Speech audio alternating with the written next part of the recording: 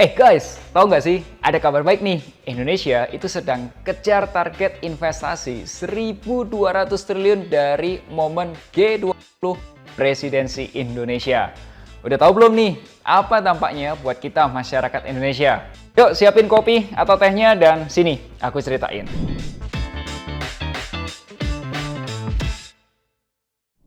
Video ini itu akan panjang dan supaya lebih mudah sudah aku buatin timestamps-nya. Dan kalau penjelasanku terlalu lambat, itu boleh dicepetin ke 1,25 kali. Oke? Yuk kita bahas yang pertama, apa itu G20.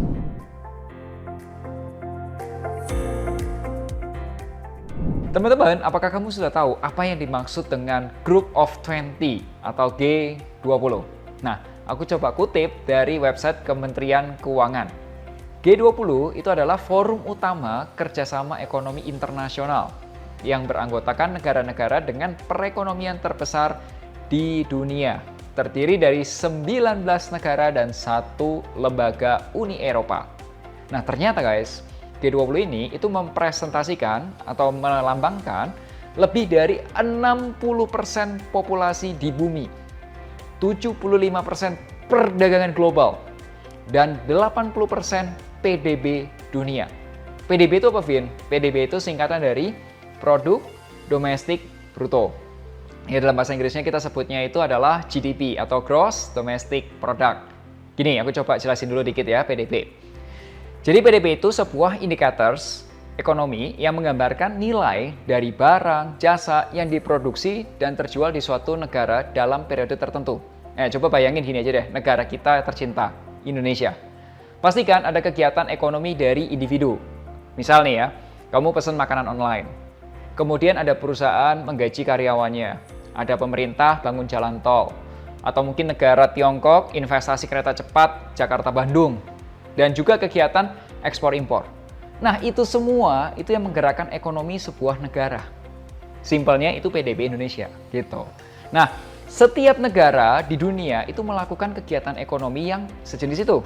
Nah yuk kita lihat seberapa besar PDB negara anggota G20 yang terdiri dari Afrika Selatan, Argentina, Turki, Arab Saudi, Indonesia, Meksiko, Australia, Brasil, Rusia, Republik Korea, Kanada, Italia, Prancis, India, Inggris, Jerman, Jepang, Uni Eropa, Tiongkok, dan Amerika Serikat. Nah, kita bicara sedikit mengenai sejarah dari G20. Forum G20 itu dibentuk pertama kali tanggal 26 September tahun 1999. Oke guys, coba masih ingat nggak ya? Kira-kira ya di tahun 1997-1998 itu ada kejadian apa nih? Ekonomi apa nih? Atau kamu malah belum lahir kali ya? Ya, pada saat itu ada yang namanya krisis moneter atau orang-orang sebutnya krismon, dan itu melanda banyak negara khususnya di Asia. Nah, forum G20 itu awalnya menjadi tempat pertemuan para gubernur bank sentral. Ya, katakanlah contohnya gubernur Bank Indonesia gitu ya. Dan menteri-menteri keuangan dunia, mereka ngumpul. Jadi mereka yang ahli-ahli keuangan atau kita sebutnya itu ekonom, itu mereka bertemu, meeting, ya mereka membahas kebijakan-kebijakan untuk menjaga stabilitas keuangan internasional, menciptakan pertumbuhan ekonomi global yang kuat dan berkesinambungan. Tepatnya nih, 2008 G20 Washington Summit itu mulai menghadirkan kepala negara dalam pertemuan KTT atau konferensi tingkat tinggi. Kepala negara tuh ya presiden, perdana menteri, ngumpul tuh semua. Jadi yang tadinya gubernur bank sentral dan kementerian keuangan, sekarang presidennya pun ikut. Nah fun fact-nya, menurut kamu nih ya, kenapa sih Indonesia kok bisa masuk ke Group of 20 sejak pertama didirikan tahun 1999? Yang pertama, Indonesia itu punya pengalaman mengatasi krisis ekonomi di Asia. Kurang lebih akhir tahun 1997 sampai awal tahun 2000. Dan yang kedua, Indonesia juga terbukti berhasil untuk bertahan saat menghadapi krisis ekonomi global pada tahun 2008, subprime mortgage. Masih ingat ya? Dan yang ketiga, Indonesia merupakan negara demokrasi terbesar ketiga di dunia. Jumlah penduduk Indonesia sekarang ini di tahun 2022 mencapai 275 juta orang. Dan yang keempat, Indonesia adalah negara dengan mayoritas penduduk muslim terbesar di dunia. Sehebat itu Indonesia kan? Oke, kasih like-nya dulu dong sebagai apresiasi kita buat pemerintah dan warganya. Oke, pada saat G20 kali ini, itu meetingnya dibagi menjadi 3 jenis guys. Jadi ada 3 jenis meeting. Yang pertama, itu meeting yang paling kerennya, konferensi tingkat tinggi atau KTT, bahasa Inggrisnya Summit. Nah, KTT ini adalah acara puncaknya dari G20 dan akan dihadiri oleh semua kepala negara, presiden, perdana menteri, semua meeting. Nah, G20 tahun 2022, acara puncaknya ini atau summitnya ini akan diadakan pada tanggal 15 sampai 16 November 2022 di Bali. Meeting yang kedua itu meeting namanya Ministerial dan Deputies Meetings, pertemuan tingkat menteri dan deputi. Nah, meeting yang ini sesuai namanya aja ya, itu dihadiri oleh para menteri dan deputi-deputinya. Contoh, pada bagian finance track nih ya, itu ada ministerial meetings yang dihadiri oleh Menteri Keuangan dan Gubernur Bank Sentral, yang disebut Finance Ministries and Central Bank Governors Meeting, yes, FMCBG. Sedangkan pertemuan para deputinya, di bawahnya lagi, itu disebut Finance and Central Bank Deputies Meeting atau FCBD. Nah, yang ketiga ada yang namanya kelompok kerja atau working groups. Kalau meetingnya ini itu tempat berkumpulnya para ahli dari negara-negara G20 atau G20. Working groups ini itu menangani isu-isu spesifik yang terkait dengan agenda G20 yang lebih luas, yang kemudian dimasukkan ke dalam segmen kementerian dan akhirnya ke KTT. Di luar 3 itu juga ada yang namanya engagement group meetings. Banyak banget meetingsnya ya. Dan di forum dialog yang menjadi bagian dari G20 itu membahas isu tertentu secara khusus. Nah, ini aku ngutip dari dokumen G20pedia yang diterbitkan oleh Kemenkeu. Terdapat engagement group meetings. Ini aku bacain aja cepat, kamu bisa lihat. Business 20, B20, Civil 20, C20, Labor 20, L20, Parliamentary 20 atau P20, Science 20, S20, Supreme Audit Institution 20, SAI 20, Think 20, T20, Urban 20, U20, Women 20 atau W20, Youth 20 atau Y20. Oke, so sampai sini, jadi kamu tahu ya, ternyata sekeren itu ya G20 gitu. Yes, G20 ini boleh dibilang tempat meetingnya negara-negara besar gitu. Nah, bagaimana nih dengan G20 Presidensi Indonesia? Yuk kita bahas.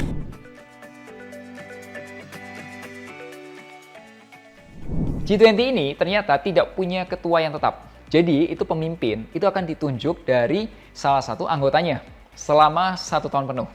Nah, anggota yang ditunjuk untuk menjadi presidensi G20, misal nih contoh G20 tahun 2022 gitu ya, itu presidensinya adalah Indonesia. Artinya, negara kita, Indonesia, akan menjadi tuan rumah penyelenggaraan pertemuan forum G20 selama 1 tahun penuh. Indonesia ditetapkan menjadi presidensi G20 itu pada Riyadh Summit 2020 atau 2020 ya. Dan memegang presidensi G20 itu sejak serah terima dari Italia pada 31 Oktober 2021 di kota Roma, Italia. Nah, secara resmi, presidensi G20 Indonesia itu dimulai tanggal 1 Desember 2021 sampai dengan serah terima presidensi berikutnya pada saat konferensi tingkat tinggi atau KTT di akhir tahun 2022. G20 Summit kali ini itu diadakan di Bali dan tema besarnya adalah Recover Together, Recover Stronger. Karena semua negara di dunia itu terkena COVID-19 dan ada dampak dari krisis pangan, krisis energi di dunia. Di event G20 tahun 2022 ini itu ada 3 isu utama yang akan dibahas. Pertama ada Global Health Architectures, Digital Transformation, dan Sustainable Energy Transition. Dan G20 ini akan membahas 2 isu besar, yaitu pasti isu ekonomi gitu ya, yang kita sebut finance track, dan isu non-keuangan disebut Sherpa track. Nah, ya kalau orang-orang finance nongkrong gitu ya, ngobrol di finance track, ya bahasnya isu-isu keuangan gitu. Dilansir dari websitenya Bank Indonesia, agenda yang akan dibahas adalah yang pertama, itu ada exit strategy to support recovery. Yang kedua, addressing scaring effect to secure future growth. Dan yang ketiga, payment system in digital era. Nomor 4, sustainable finance. Dan yang kelima, ada financial inclusion, digital financial inclusion, and SME finance. Dan yang terakhir, keenam adalah international taxation. Jadi itu tadi guys, obrolan geng finance. Kalau yang non keuangan atau kita sebutnya Sherpa Track itu mereka membahas isu-isu yang lebih dekat ke kita. Ya, kayak anti korupsi, ekonomi digital, lapangan kerja, pertanian, pendidikan, urusan luar negeri, budaya, kesehatan, pembangunan, lingkungan, pariwisata, energi yang berkelanjutan, perdagangan, investasi dan industri, dan yang terakhir, pemberdayaan perempuan. Nah, fun fact-nya, teman-teman tahu nggak sih? Kata Sherpa ini itu ternyata berasal dari bahasa Nepal yang artinya pemandu. Jadi idenya meeting-meeting ini itu tuh menjadi pemandu atau pembuka jalan ke acara yang lebih puncak atau summit. Oke?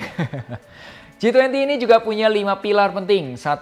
Memperkuat lingkungan kemitraan. 2. Mendorong produktivitas. Dan yang ketiga, meningkatkan ketahanan dan stabilitas. 4. Memastikan pertumbuhan yang berkelanjutan dan inklusif.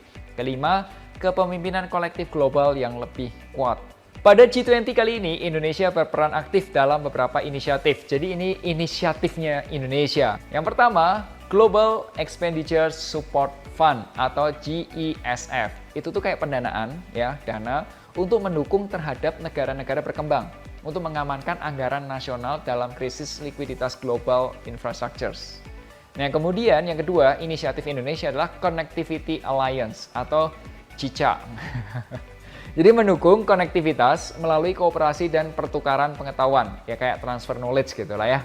Nah, yang ketiga itu Inclusive Digital Economy Accelerator atau Idea Hub. Ini powerful banget karena apa?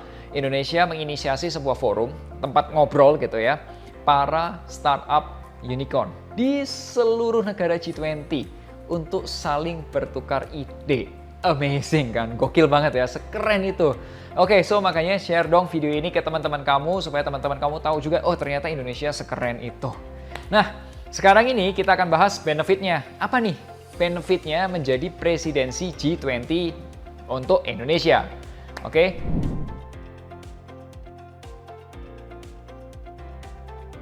G20 tahun 2022 ini rencananya akan dihadiri oleh 429 delegasi pada KTT G20. Itu termasuk presiden-presiden top dunia. Ada Presiden Amerika, ada Presiden Biden. Kemudian dari Tiongkok atau China ada Presiden Xi.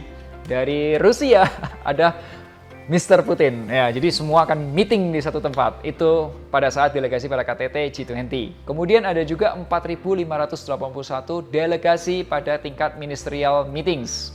Kemudian ada 1.212 delegasi deputies di Sherpa meetings. Dan ada 8.330 delegasi pada working groups meeting. Dan ada lagi 6.436 delegasi pada engagement group meetings. Tuh kalau bawa istri sama anak jadi berapa ya? Penuh di Bali. Segitu banyak orang yang akan datang ke Indonesia dan kebayang ya, potensi pemasukan ke Indonesia itu berapa rupiah gitu ya. Menurut G20pedia yang dirilis oleh Kemenkeu, ternyata manfaat presidensi G20 adalah pertama, presidensi G20 ini itu di tengah pandemi dan membuktikan persepsi yang baik atas resiliensi atau ketahanan ekonomi Indonesia terhadap krisis. Jadi memberikan pesan Indonesia tuh strong. Oke. Yang kedua, itu merupakan bentuk pengakuan atas status Indonesia yang juga dapat mempresentasikan negara berkembang lainnya. Dan yang ketiga, momentum presidensi ini hanya terjadi satu kali setiap generasinya, kurang lebih 20 tahun sekali. Dan harus dimanfaatkan dengan sebaik mungkin untuk memberikan nilai tambah bagi pemulihan perekonomian Indonesia. Dan yang keempat, Indonesia dapat mengorkestra, jadi nyatuin satu gitu agenda pembahasan pada G20 agar mendukung dan berdampak positif dalam pemulihan aktivitas perekonomian Indonesia dan dunia. Kelima, itu kesempatan untuk menunjukkan kepemimpinan Indonesia di kancah internasional, khususnya dalam pemulihan ekonomi global. Keenam, itu membuat Indonesia menjadi salah satu fokus perhatian dunia, khususnya bagi para pelaku ekonomi dan keuangan. Yang ketujuh, pertemuan-pertemuan G20 ini di Indonesia menjadi sarana memperkenalkan pariwisata dan produk-produk unggulan Indonesia kepada dunia internasional. Ditambah investasi dalam jumlah jumbo banget. Dilansir dari investor.id, Deputi Bidang Kerjasama Penanaman Modal Kementerian Investasi (BKPM), Bapak Riyadno optimis target yang ditetapkan oleh Presiden Jokowi dapat tercapai. Nah, dalam kesempatan diskusi online, webinar gitu lah ya, bertema persiapan pertemuan pertama Trade, Investment and Industry Working Group G20 yang digelar di Forum Merdeka Barat Jakarta, Senin 21 Maret 2022 yang lalu, itu beliau mengatakan, bersamaan dengan momentum G20 Indonesia 2022 ini diharapkan dapat berkontribusi untuk pencapaian target realisasi tersebut. Kami optimis bahwa target ini insya Allah bisa tercapai sebagaimana juga telah dicapai target realisasi administrasi tahun 2021, yaitu sebesar 900 triliun rupiah. Dan angka investasi di Indonesia, kalau kalian lihat, boom! Kalau menurut kamu, uang segitu besar, itu diinvestasikannya kemana ya? Apakah akan dijadiin pabrik-pabrik supaya orang kerja? Silakan share pendapat kamu di kolom komentar dan kita lanjut. Kalau dari aku pribadi nih ya, aku berharap Indonesia menjadi tuan rumah yang tepat dan yang baik untuk mendamaikan negara-negara yang sedang panas. Ya, kamu tahu lah ya, Rusia dan Ukraina, kemudian ada US dengan Tiongkok, ya semoga semuanya adem gitu. Jadi negara-negara menjadi lebih kompak, ekonomi bisa bertumbuh bersama.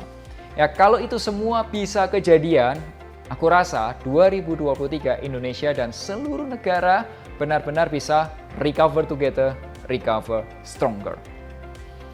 Dampak secara ekonomi itu pastinya ada banget dong, ya kan? Ya, menurut sumber yang sama, G20pedia, beberapa dampak ekonomi ke Indonesia. 1. Menurut Ibu Menteri Keuangan, Ibu Sri Mulyani, beliau mengatakan gelaran G20 akan menciptakan kontribusi sebesar 533 juta US dollar atau sekitar 7,4 triliun pada PDB Indonesia. Masih ingat PDB kan? Yang di awal tadi aku ceritain.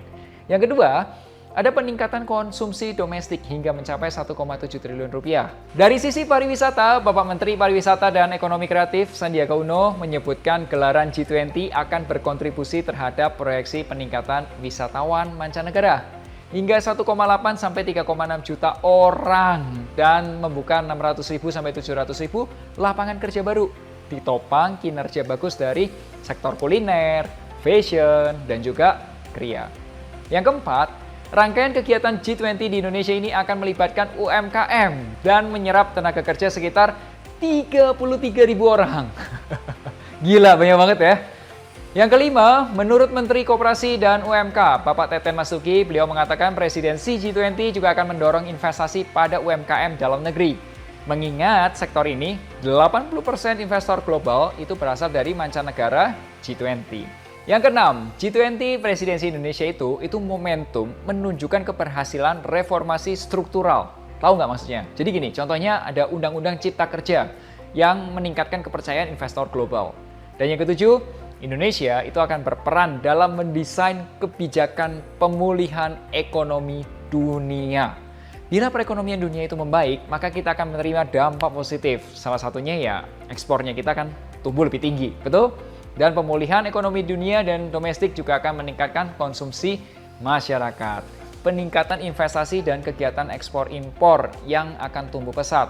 Ya, tampaknya penerimaan pajak juga akan tumbuh lebih dari 18%. Penerimaan bea cukai tumbuh lebih dari 24%. Dan penerimaan negara bukan pajak atau PNBP itu tumbuh lebih dari 23%.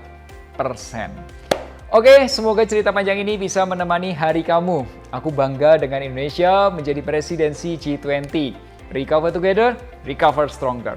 Kalau kamu mau dibantu mereview investasi saham kamu atau perencanaan keuangan kamu, maka kamu bisa konsultasi ke sini atau link ini.